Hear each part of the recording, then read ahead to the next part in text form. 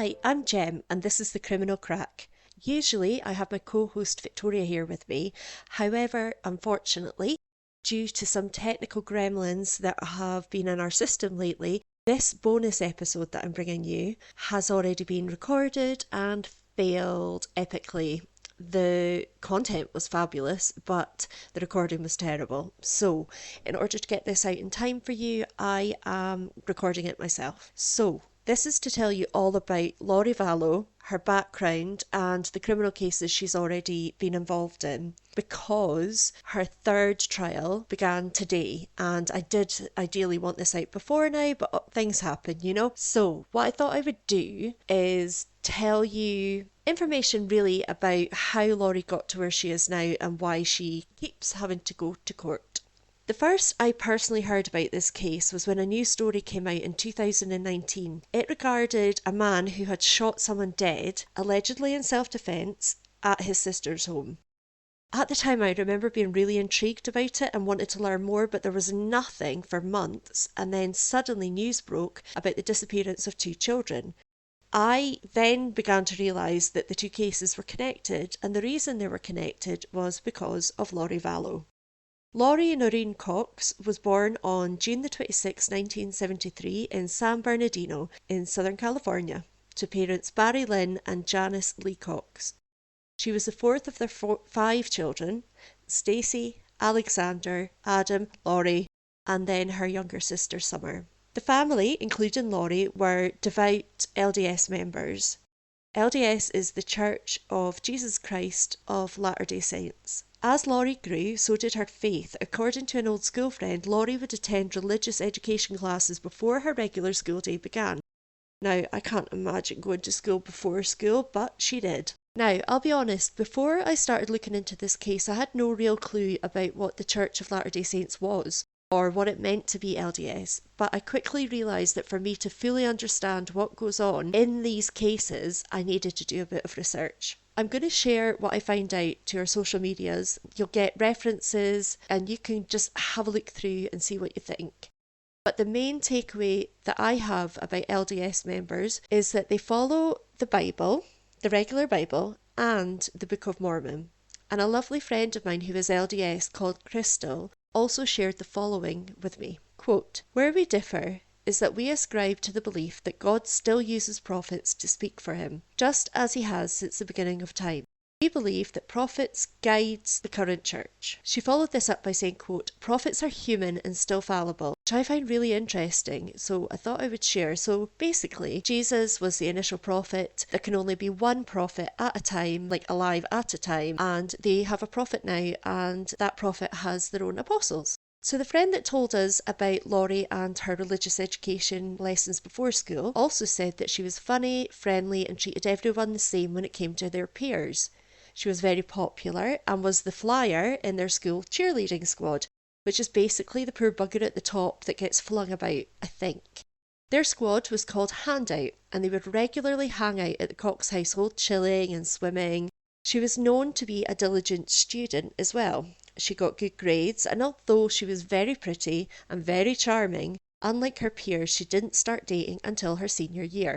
Now, she had a plan in mind. She wanted to keep her head down, study, and she hoped that she'd be accepted after high school by the Brigham Young University in Provo, Utah, which is basically a private university which is owned by the LDS Church. It's also called BYU. Now, these plans appear to have fallen by the wayside, as shortly after she graduated, she married her school sweetheart, Nelson Yates, and began training to become a hairstylist. Yates, it would turn out, came from out with the LDS community, which perhaps explains why the union was so short-lived and they divorced quickly.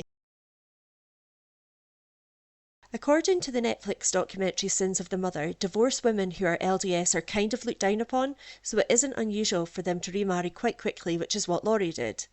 Hubby number two came in the form of a 23-year-old Texan man from Travis County called William Lagioia. I don't know how to say this. Lagioia. He doesn't really come into this again, so sorry, William. She was married to him for around 2 years, and during this time she gave birth to her first child, a son called Colby. Marriage number two ended in divorce on the 25th of February 1998. Joseph Anthony or Anthony Ryan, or Joe, was Lori's next beau, and Colby said that initially Joe was outgoing and funny and he was so excited to be moving in with him as it would mean that he, his mum and Joe would become a family, and this was apparently all this little boy had ever really wanted. Joe's family welcomed both Lori and Colby with open arms, and when Lori fell pregnant with their daughter, baby Tylee, everyone was just delighted. Colby revelled in his role as big brother and probably thought that this was it, he had his happy family ending. However, it wasn't too long before things changed. Harrowingly, Colby shared in a Dateline episode aired May the 2nd, 2020, that not only was Joe physically abusive towards him, but he'd also sexually abused him, which is just awful. I wish people would look more into the people that they're meeting before they introduce them to children. Not that I'm saying that's the only time it'll happen, but you know what I mean. One day in 2005, after 4 years of marriage, Lori packed up and left Joe for good. According to her ex-sister-in-law, it was common knowledge that this had been a domestic abuse situation, and she did not blame Lori for fleeing. So she knew her brother was domestically abusing Lori. She and many others would go on to explain that Lori was a very loving mother, so when Colby felt safe and finally realised that they were not going back to Joe, he opened up and told his mother about the sexual abuse. He now believes that this was his mother's turning point. She has since been very open with people that when she heard what had happened to her little boy, she knew she had a choice to make. Would she murder Joe Ryan, or would she lean more into her faith, the LDS Church, in the hope that it would guide her? Lori quite sensibly chose her faith and began attending her temple more, but I'm guessing from what I know about her now that she would not have minded if someone else took Ryan out for her.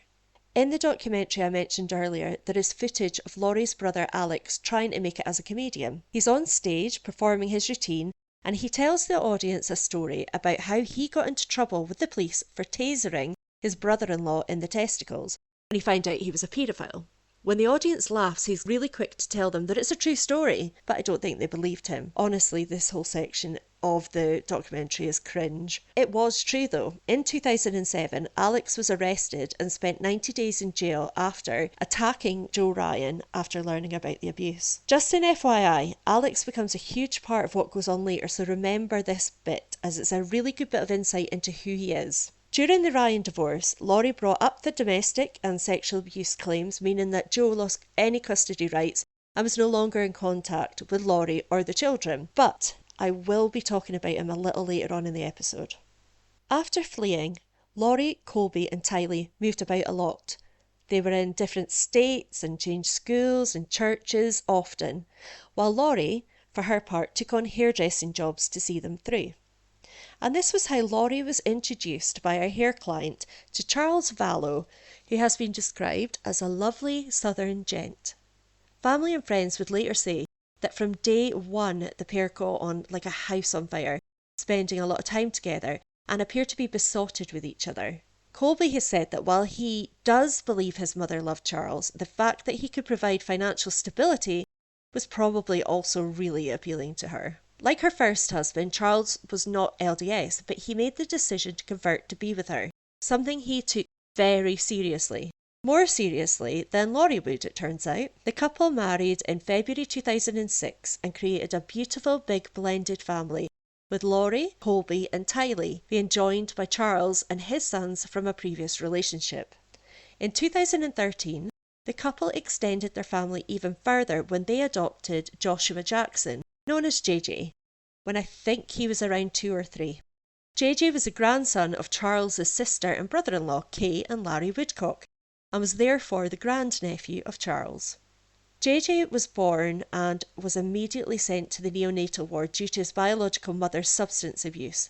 It's because of this that the Woodcocks had brought him up since he was small. His father was Kay's son, and he also struggled with substance abuse and, quite frankly, was unfit to look after a newborn. Kay and Larry are an incredibly loving pair who would have done this forever. But when they saw how much Lori valued being a mum and how she and Charles interacted with JJ, they began to realise that they weren't getting any younger, and perhaps JJ would have a better life with them. JJ's whole family clearly adored him, and when he moved in with Charles and Lori, Tylee especially doted on him. She would often even refer to him as her own child. She was his protector. They were like a little team together.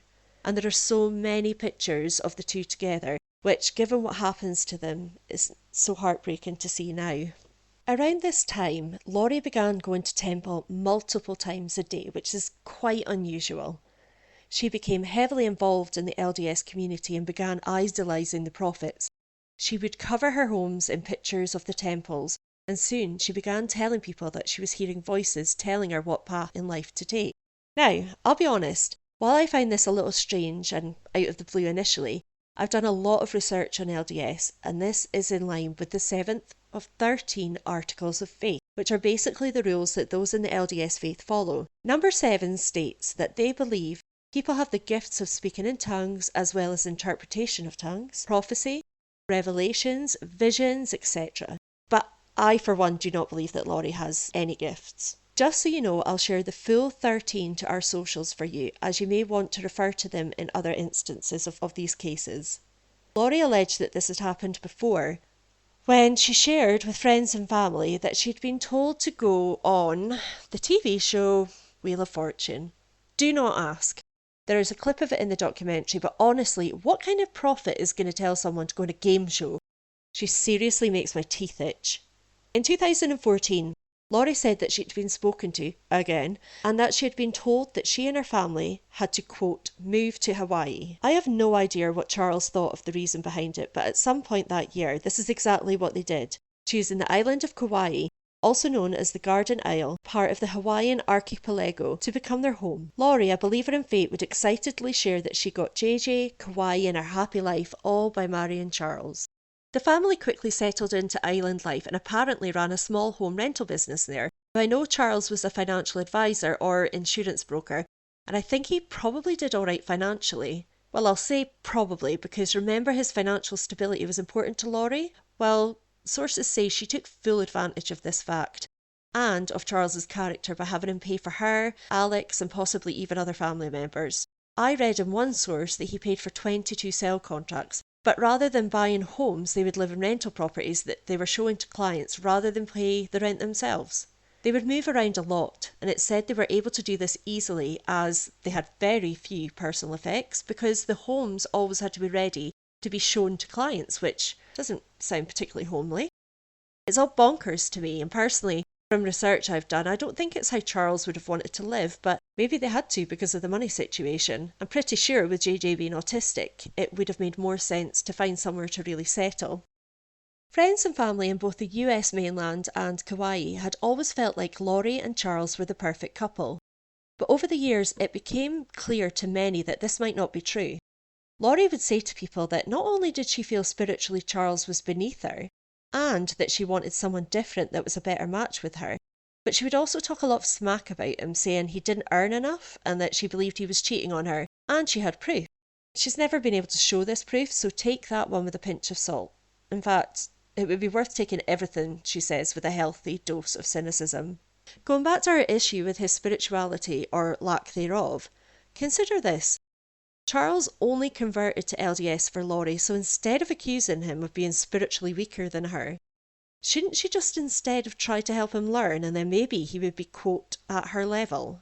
Charles doesn't seem to have been aware at this time that Lori was talking about him like this behind his back, or that she was unhappy with him. And that genuinely makes me really sad, because everything I've read has been about how kind-hearted and lovely he was.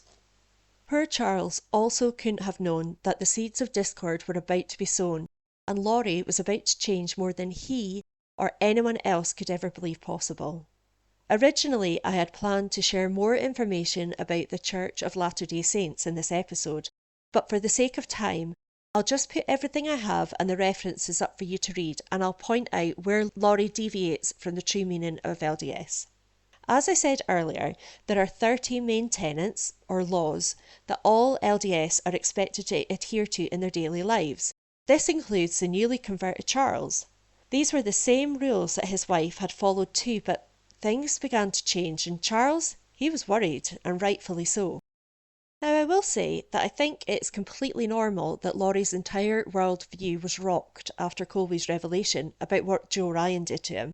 And yes, I think that Lori leaning more into her faith was understandable.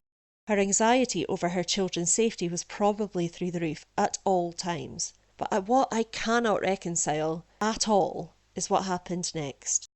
In 2015, Lori began reading a series of books written by Chad Daybell, another member of the LDS Church. It was called Standing in Holy Places.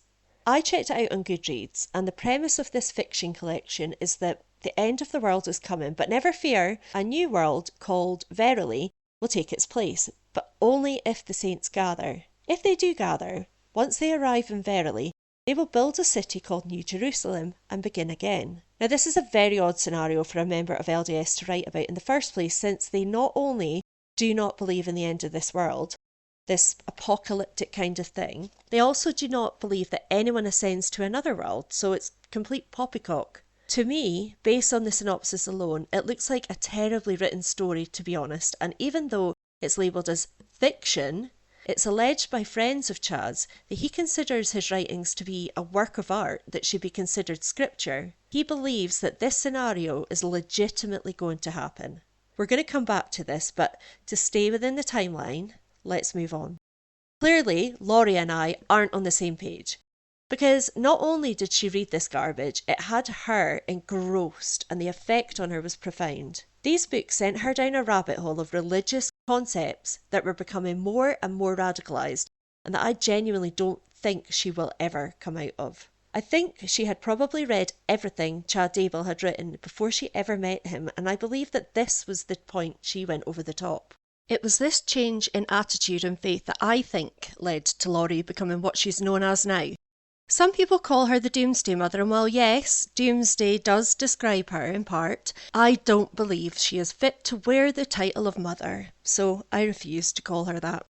Over the next 3 years, during which the Vallows moved back to mainland states, Lori began to seek out more and more information about things which took her away from the LDS faith. She immersed herself in books and podcasts which discuss topics that don't align with the LDS faith at all. Some of the podcasts she listened to were, by the way, hosted by people who had essentially been excommunicated by the LDS, and not only did she listen to them, she would also go on to talk on them. One of her new areas of interest was near-death experiences, which, did I mention LDS do not believe in reincarnation in any form? Good Lord. Would it surprise you if I told you now that Chad has had 2 of these experiences, and it's what he's built his career as an LDS public speaker and author on? No? Well, I didn't think it would. One of these experiences allegedly happened while he was cliff jumping, which makes me laugh. He claims that right after he jumped, he hit his head on a rock and was knocked unconscious. Then he landed in water, still unconscious and probably dead, but miraculously he re-alived himself, and guess what? Now he can bring visions back from the future. Wow, imagine that. Now, it's not that LDS don't believe in clairvoyance. What they don't believe in is, I'm going to say it loud for the cheap seats, coming back from the dead. Since this experience, he believes God has chosen to speak to him this way. I can't with this guy. He just genuinely thinks he's all that in a bag of chips. Lori obviously fully believed and believes everything this man says. And at this point, she is committed to preparing for the end of the world and trying to bring her friends and family on board.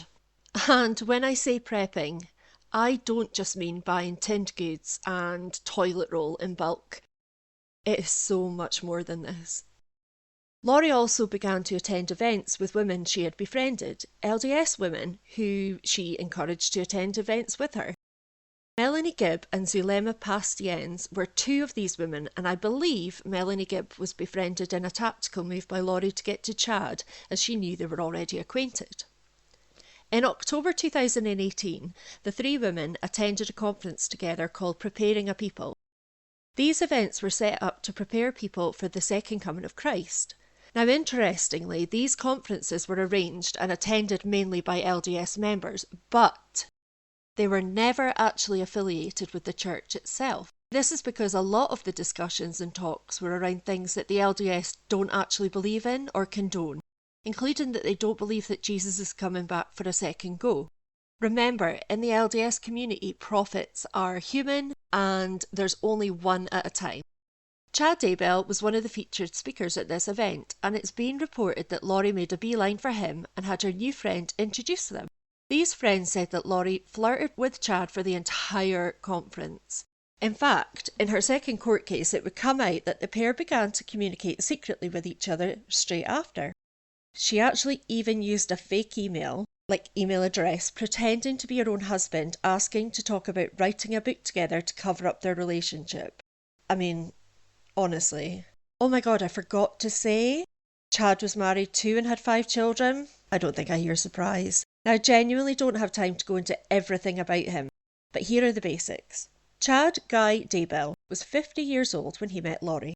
He had grown up in an LDS family in Provo, Utah. He attended the BYU, Brigham Young University, for a year, but he dropped out after a year to become a missionary for 2 years. He married his first girlfriend, Tamara, or Tammy, Douglas, in 1990, and they went on to have 5 children, Garth, Emma, Seth, Leah, and Mark, who they've stood up for their father. Anywho, as I said, he began life in the LDS faith, but Tammy's sister's husband, Jason, their surname is, I've seen it as Gewilliam, which I've never heard of before. I don't know if it's an autocorrect or not an autocorrect, a mistake. But anyway, Jason said that in Chad's late 30s, he noticed a change, and by the time Chad was between 42, 43, he was in full preparation for the end of the world.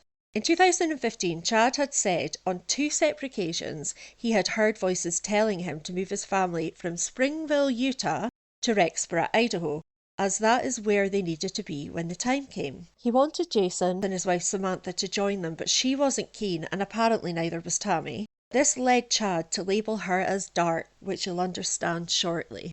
2 concepts that Chad touted was that he had the ability to tell if a person had special gifts based on their vibrations. And he also claimed that he could tell people how many past lives they have had just by looking at them, which is quite something because, again, LDS do not believe in reincarnation. I actually don't think he believes in this one himself, as I know something you don't, and it's so cringe. It's that he used this ability as a basis for a chat-up line. At their first meeting, he told Lori how many times she had been here before, and that they were married in all of them. Blech. Honestly, who falls for that? The best thing about it is he'd also told Melanie Gibb the same, and probably more other women. So, hey baby, oh, we were married in a past life. Blech. Anyway, the other Chad-only concept I want to tell you about, which is very important and has been proved as very dangerous, even fatal going forward, is this one. Chad categorises all people into one of 2 categories, affiliating each person with either God or Satan, hence light or dark. He reckons he can read people and can tell which of those 2 they are. Now, people who are light are good people, and they will come with him when the end happens. And those who are dark are bad, and wait for this bit, if you're dark, it means the true you is gone and your body has been taken over by a zombie. I shit you not. So, sorry, Samantha, you're obviously a zombie. Lori fell for this BS, hook, line and sinker, and now 100% believes everything he does, although she will deny, and has denied in court, that they ever call people zombies. She'll say this didn't happen till the cows came home, despite there being witness testimonies and texts to prove otherwise. After the conference, Lori's husband Charles had to go away. Remember Charles? Yeah, she's married too. Had to go away on a business trip, and so she decided to make the best of a free house for the weekend and invited a group of her LDS girlfriends over for like an overnight sleepover get-together sort of thing. I'm not sure how many were there, but one non-girlfriend was there. Surprise! It's Chad! He was there to share his teachings, and this became the first of many meetings with them all. Eventually, a little religious group was formed with Chad at the helm. They called themselves the Church of the Firstborn. Oh, and sidebar, Chad and Lori, bumping uglies at this point. They're lovers. Church of the Firstborn members, that's really difficult for me to say for some reason, included the gruesome twosome Melanie Boudreau, who, spoiler alert, you'll Gonna hear a lot about her in the coming month. Melanie Gibb, Alex Cox, who remembers Lori's brother, Zulina Pastens, who was at the conference. Now, she later gets together with Alex and they marry. The main takeaway from this group, according to April Raymond, who is an ex-friend of Lori's, is that they believed they were here to collect the 144,000 people who are prophesied to survive the apocalypse. 144,000 people that this little club have to, well, let's just say it's a cult, have to take to the next world. Talk about egomaniacs. Lori told lucky old April that she was one of them, but April basically told her thanks but no thanks. I bet that just killed Lori. April will now be dark. During this time, Charles Vallow was becoming increasingly worried, concerned about his wife. He was worried sick and couldn't understand where his funny, loving wife had gone. She was now full of all these ideas that he quite frankly thought were crazy. Also, unbeknownst to him, Lori was still talking crap about him behind his back, telling family members that he was accusing her of having an affair with Chad. I mean, what would make anybody think that? And she believed that actually this was because Charles himself was having an affair. And she dropped these little bits and pieces of information to make Charles, who, by the way, her family loved, seem like the bad guy. In something that doesn't actually sound like the compliment it's probably meant to do, her mother actually said that Charles was, quote, the best of Lori's husbands. Thanks for that, mother-in-law. Her mother even remembers Lori saying things like this on a day in January 2019 when Lori had professed to have found proof that Charles was cheating. There's no proof. She used this as an excuse for cancelling the flights he was meant to get home from a business trip he'd been on in Texas. She hid his truck and she got rid of all his clothes and stole $35,000 from their joint bank account. This was all for revenge because he cheated even though he didn't cheat and she was cheating. According to reports, in February 2019, Lori confronted Charles saying that, quote, she no longer cared about him or JJ before vanishing for 58 days. During this time, Charles filed for divorce and he stated that Lori had made threats to his life, stolen his truck and his money, and he also told them that according to Lori, he was not Charles Vallow anymore. He was a dark spirit and his body had been taken over by a zombie called Ned Schneider. Sorry, but Ned Schneider, why would you pick that name? I don't know where they came up with that one. Now, obviously, to the police, this made poor Charles sound a bit bonkers, but it is true, and we do have statements to back that up. He also alleged that she had told him that she was, quote, a god assigned to carry out the work of the 144,000 at Christ's second coming. Now, this was apparently due to take place in July 2020, and, well, I don't think it happened. I could be wrong. And she threatened to murder him if he got in the way of her mission. April's statement, for example, would certainly support her coming out with things like this because Lori said it to her too. Charles later withdrew his divorce petition and one for a protection order that his lawyer had actually told him to do. And this was because at this point he loved her and he did believe he could get her back.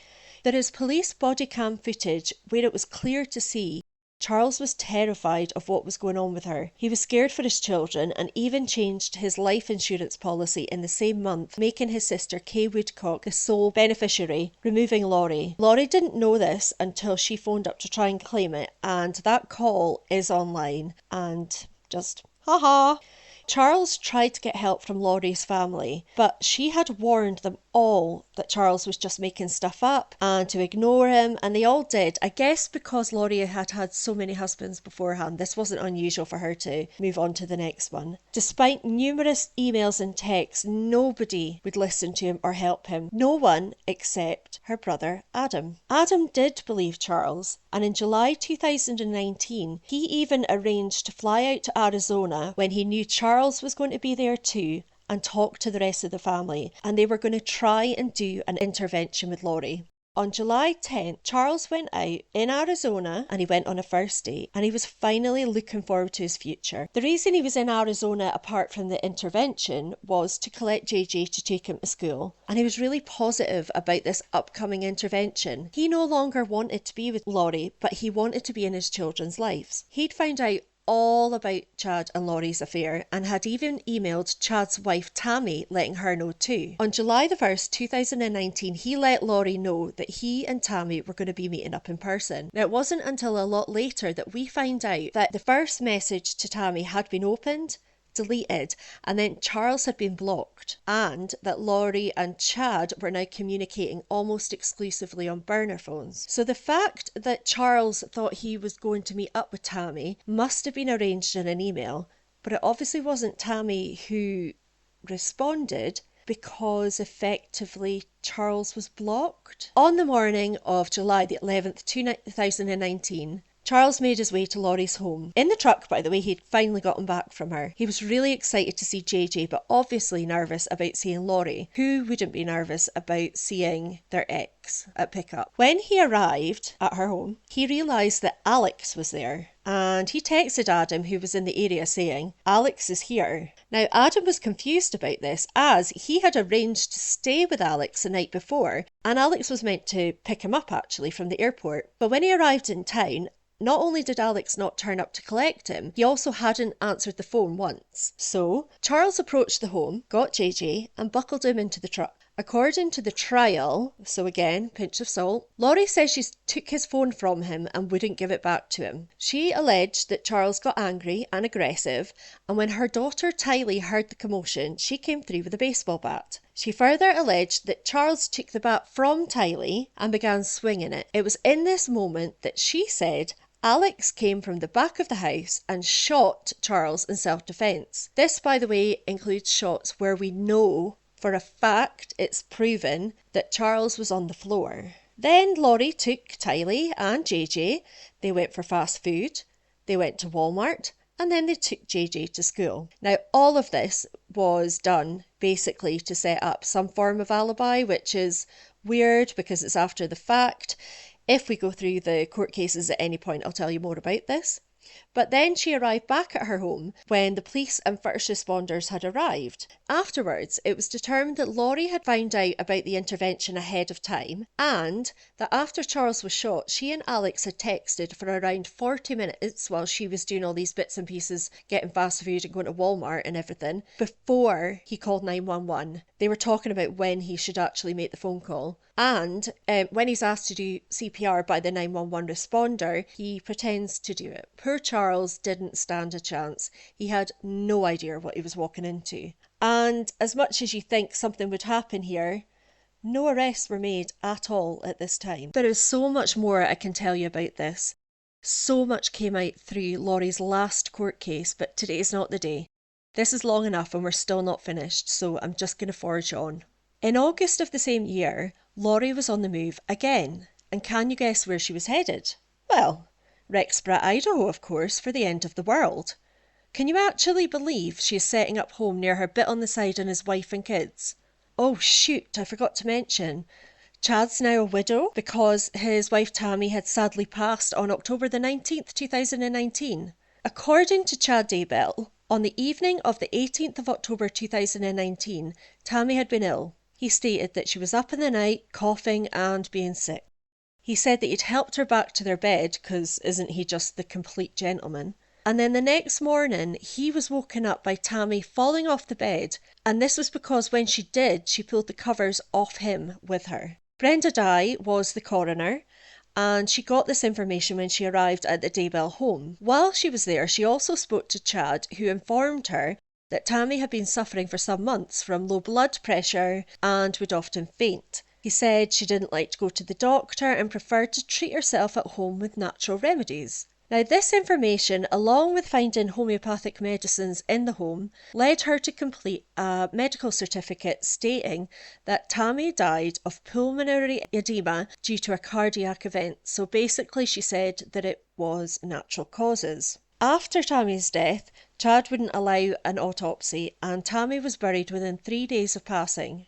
If this all doesn't seem a bit odd, what about the fact that just 10 days earlier she had reported to the police that she'd been shot at? 2 weeks after Tammy's death, Lori and Chad secretly married on the beach in Hawaii. 2 weeks. And they were wearing rings that Lori had bought using Charles Vallow's Amazon account after he died, but before Tammy did. Don't worry, we'll come back to this, but suspicious, eh? Also in 2018, Joe Ryan was found dead in his apartment days after he'd had a cardiac event. Now, this sounded suspicious to me, but as of 2020, this has definitively been ruled as natural causes, though I still doesn't sit right with me. So, now, Lori, the kids and her brother Alex were in Rexborough, Idaho, and were settled by the end of August. Now, while the kids were there, one really important family member was missing, and this was JJ's service dog, Bailey, a golden doodle, which Charles had bought to help his son, who, if you remember, had autism. Now, according to Bailey's trainer, Neil Mestas, Bailey, quote,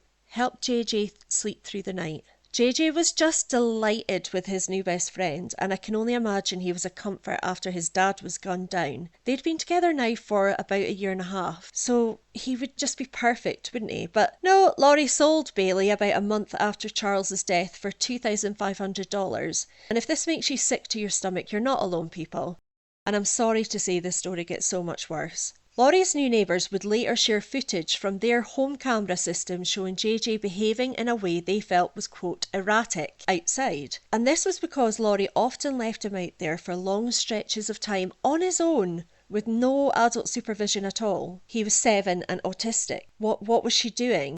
And where was Tylee? Lori, honestly, in my opinion, is a beast. At some point, the neighbours confronted Lori about this, and she told them in an offhand manner that JJ was, quote, her niece's drug baby. This woman was meant to be his mother. He left the Woodcocks to be with this woman, and she was meant to be his mother. It's so sad. It was midway through September 2019 when family members of Tylee and JJ began to question where they were, because following their move to Rexborough, Idaho, getting in touch with either child had become increasingly difficult for everybody, most especially Kay and Larry Woodcock. Now, no matter how hard they tried, Lori always had a reason why they couldn't talk on the phone, visit or FaceTime with JJ, and feeling that something was really very wrong, they reported them missing. Now, the police did investigate their whereabouts, but Lori refused to talk, except to say that her dead husband's family were just causing trouble. This was the party line. Her and Chad would tell people, I mean, it's a simple matter, but it's a little bit complicated to do with custody, and we don't want to get you involved. On September the 24th, 2019, Lori called JJ's school, which was Rexborough Elementary School, and let them know she was removing him,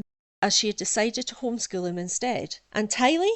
She was never registered for school after the move, but Lori had been telling everybody she was a student at BYU, Idaho, again, the Brigham Young University.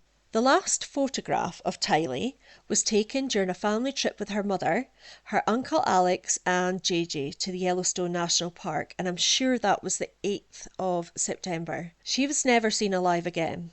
JJ was seen on a doorbell video playing with a friend on September the 17th, 2019, and he was seen attending school on September the 20th. The last confirmed physical sighting of JJ was on September the 22nd, 2019 at around 10:30 at night. Melanie Gibb and her partner, David Warwick, were actually staying at Lori's home, and they saw Alex Cox carry JJ up to bed. In the morning when he wasn't around, they asked where he was, and Lori told him that Uncle Alex had taken JJ as he wasn't behaving. And like Tylee, JJ's never been seen again alive. In November 2019, Kay Woodcock reached out to the police again, asking for a welfare check to be done on JJ. And this is when things really began to move. On the 26th of November, police arrived at Lori's Rexborough home, but when they arrived, Lori wasn't there, but Alex and Chad were. Cleverly, while the officer stated it was a welfare check on JJ, he never told Alex or Chad who had asked for the welfare check. So Alex said, well, he isn't here, he's staying with his grandmother at the moment. Ding, ding, ding, lie one. Turning to Chad, knowing exactly who he was, the officer asked him who he was, and Chad replied that he was a friend of Alex's. Ding, ding, ding, lie two. And that he, quote, hardly knew Lori. Ding, ding, ding, lie three. Absolute idiots. These people genuinely think they're the smartest people in the room, don't they? When the police managed to get in touch with Lori, guess what? Well, she also lied. Ding, ding, ding, ding, ding.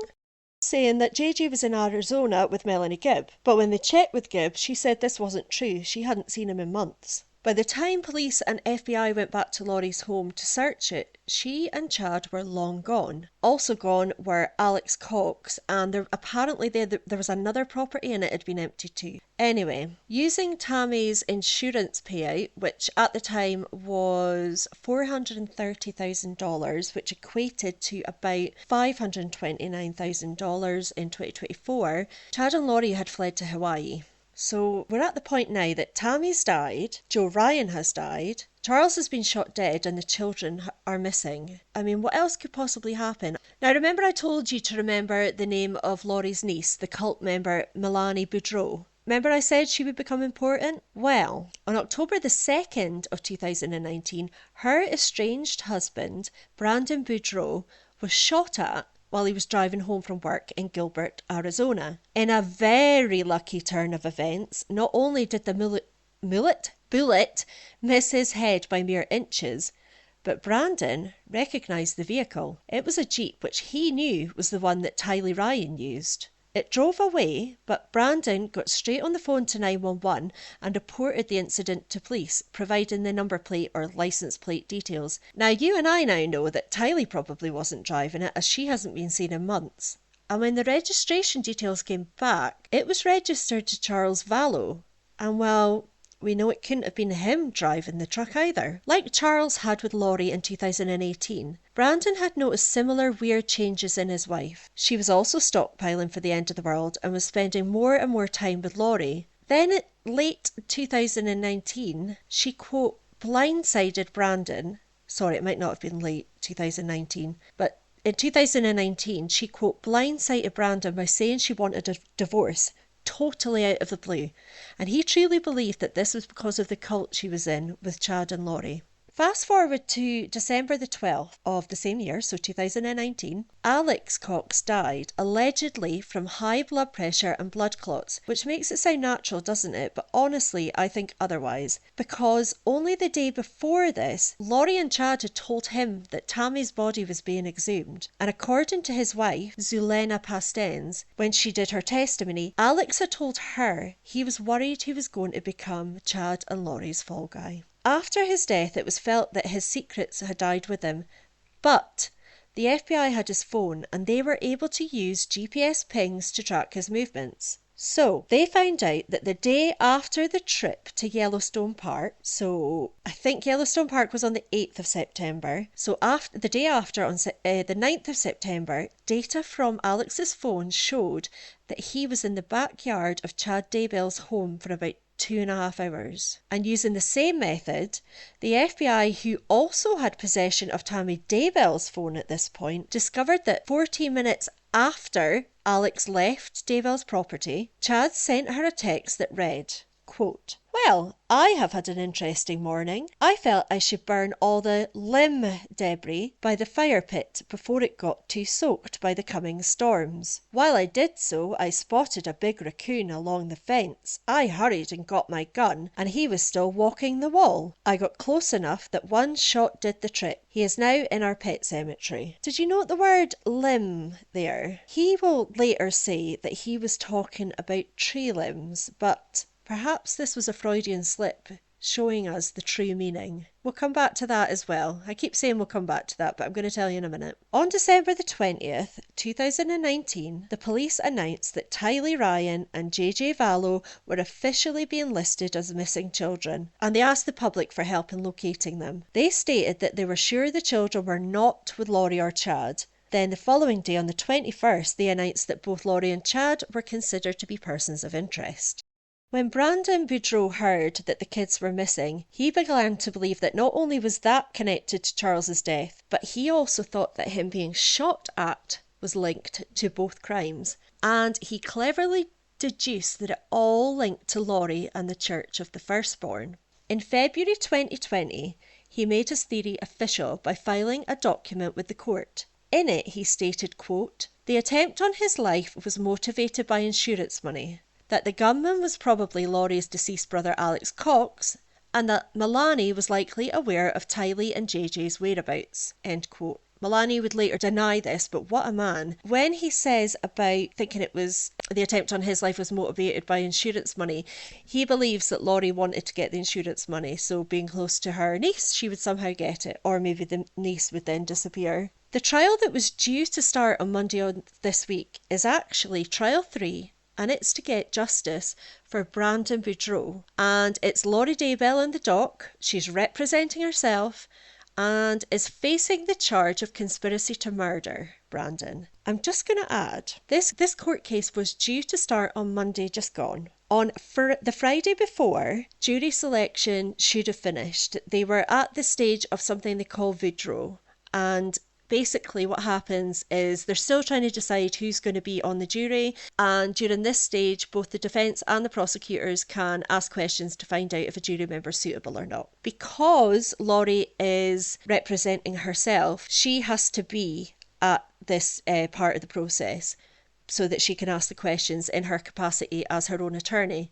However, this got cancelled on Friday because of some sickness that Lori had. Fast forward to Monday, and what should have happened was the jury selection would hopefully have been ended by 3 p.m, and then opening statements would occur for both sides of the court case. However, Lori rocked up in a wheelchair, stating that she was so sick she couldn't actually move out of her wheelchair to a normal seat. She couldn't ask questions. She didn't even think she could just sit there and let the jury be asked questions that she could hear. She wouldn't allow anything. And the reason behind all this, it is believed, allegedly, the judge in her case is Judge Beresky. He is, man has or had the patience of a saint. He was the judge in her last trial. During the trial, in moves that are they're not disallowed, but if you're representing yourself, you have to know the ins and outs of everything. However, Lori does not, and Judge Beresky actually helped her on more than one occasion. Since the end of that trial, she has made it her mission by filing motions and filing motions basically to have him, Judge Beresky, removed from her trial. Last trial, I'm sure he said at one point, because she's got the speedy trial, we should be able to fit it in June. I will not be your judge. This is what she clearly wanted. So it looks like she's disrupting trial at the moment because she wants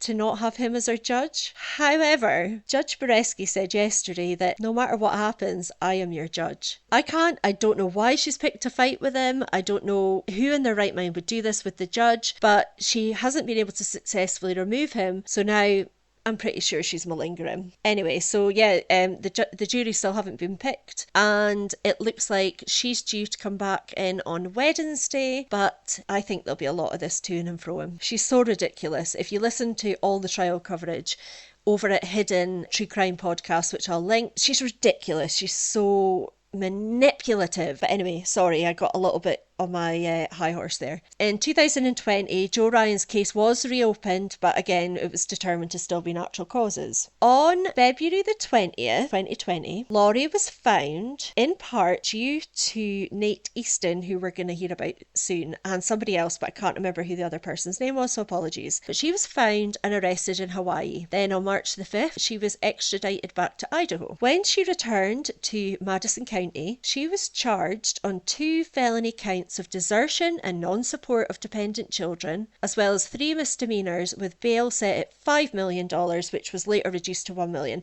And I forgot to say, during the time that her children were missing, she collected their state benefits the entire time. Just remember that. Chad then returned to Idaho as well, and he tried to get money to get her bailed out. And he asked his neighbours, Todd and Alice Gilbert, if they would put their house up for it. And, well, they were as disgusted as the rest of us. They'd been lied to. They'd asked what was going on. And one of the quotes that, I don't know if I can remember the full quote, but one of the things that they reported was that basically Chad had said how much Tylee didn't like him. So it's been said that both Chad and Lori decided that Tylee was dark, and so was JJ. On June the 9th, 2020, the FBI, Rexborough Police, Fremont County Sheriff's Office and police headed to Chad's property with a search warrant. Up above them, journalist Nate Easton, who I just mentioned, was in a news helicopter, and he was filming the process and talking on his channel as he went. Now, in the documentary, this is shown, so you can go and watch this, but Daybell's property was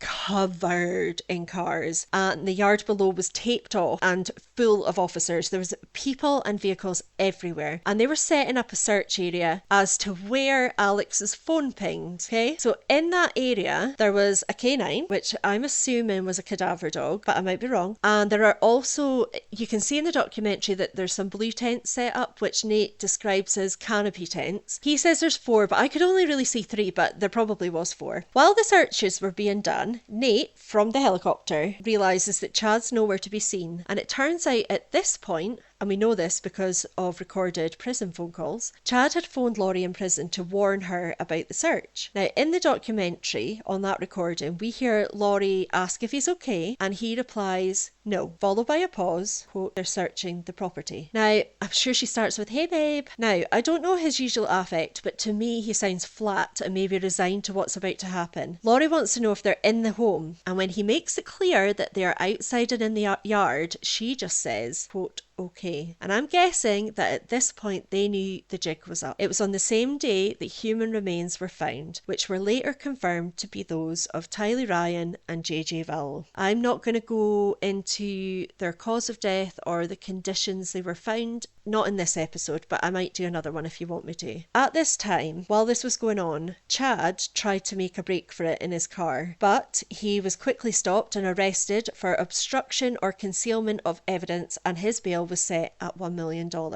On May the 25th, 2021, Chad and Lori were indicted on charges of conspiracy to commit first-degree murder for the deaths of Tylee, JJ, and Tammy, as well as grand theft by deception regarding the children. Lori was also charged with grand theft related to her children's social security survivor benefits, and Chad faced an insurance fraud charge related to Tammy's life insurance policy. Now, just to let you know, I'm taking all these details here straight from Wikipedia, which I know used to be seen as a terrible source of information, but actually it's very well referenced, and it's just easier for me to read them out to make sure that I get it correct.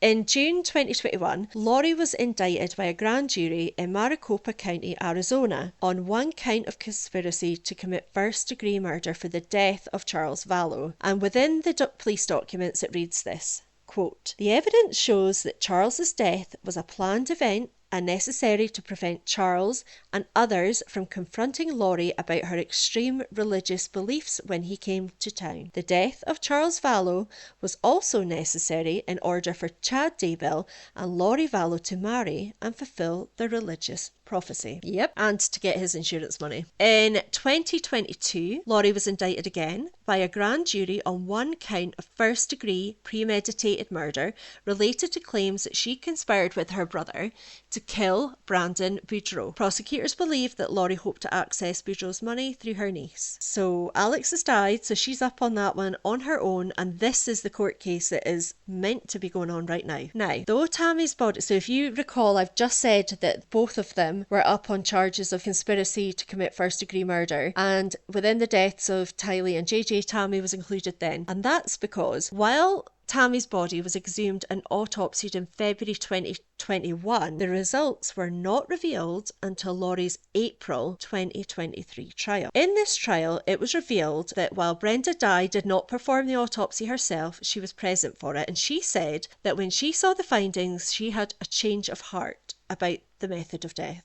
And remember, she said natural causes originally. The findings that caused this change of heart included a deep bruise on Tammy's arm, and her lungs were found to be full of pink foam. Now, that pink foam should not still have been in her lungs this long after death. Chad's story of Tammy vomiting the night before was also part of his undoing because she had stomach contents that shouldn't have been there if she had vomited. So based on all of this, Dye changed the cause of death from natural causes to homicide, specifying that the manner of death was asphyxiation by suffocation. Now, okay, initially Brenda Dye did not do her job correctly, but But in the trial, she is a little bit of a sassy badass. So during cross-examination of Di by defence attorney John Pryor, she was asked if she was going on a quote fishing expedition and looking for a reason to change the death certificate and label the death as a homicide. And she replied that she, quote, changed the cause of death both because of the results of the autopsy and because of the presence of 2 dead children on Chad Daybell's property. Mic drop! Now initially, I will say as well that Chad and Lori were going to stand together for the trials. However, Lori wanted a speedy trial and Chad did not. But also, not just that, Chad wanted to be able to blame Lori for everything. So on May the 12th, 2023, Lori was found guilty of all criminal charges. On July the 31st, 2023, she received 3 consecutive life sentences without the possibility of parole for respectively the murder of Tylee, the murder of JJ, and the conspiracy to commit murder charge of Tammy, in addition to fines and restitution for the grand theft charges. Now, what I don't understand here is she's just had that trial. The next one was the trial for Charles Vallow, and now she's malingering and pussyfooting about for trial 3. Why is she doing this? Why? You're in there for life, love. You're not getting out. So why are you so concerned about being found guilty of 2 further crimes? I don't get it. Anyway, Judge Boyce said that Lori had murdered her children to, quote, remove them as obstacles and to profit financially by choosing, quote, the most evil and destructive path possible and going down a, quote, bizarre religious rabbit hole to justify their killings. Yep. Completely agree. Again, I am quoting these charges directly from Wikipedia. On May the 30th, 2024, the jury found Chad Daybell guilty of first-degree murder and conspiracy in the deaths of Tammy, Tylee and JJ. He was also found guilty of grand theft by deception related to the children's killing and of insurance fraud related to Tammy's. The other thing about Chad is that he had death sentence on the table while Lori had that removed. So he could only get death sentence, which is coming. So at his sentence hearing, Chad chose not to present any mitigating evidence, and on the 1st of June 2024 he was sentenced to death. In April of this year, Lori was found guilty of conspiring to murder Charles Vallow, meaning she's facing another life sentence. But honestly, as I said, what's another one to her at this point? Her sentence will not be announced until the Brandon Boudreaux trial is complete. And his trial is the reason that I've done this bit of an update today, so that you guys have the basic information and can listen to Brandon Boudreaux's trial and understand why it's so important legally, and to him and to his family and to everybody involved getting all of their justice, okay? He deserves justice for this. He only survived this. This is only not a murder charge because he survived it. So I will be keeping up with the 3rd trial. I will be updating you as well. But for now, this is the end of the very first bonus edition. And as I say, we had recorded it. We had some great content, but the little gremlins got into our systems. So enjoy this. And next time I will definitely be back with Victoria. Any questions? Fire them up on our socials, our Spotify's. Please follow, share, download, like. All of these things really help us to grow the podcast. Okay, take care for now. Oh, I better say Victoria's thing. Keep on trucking. Bye.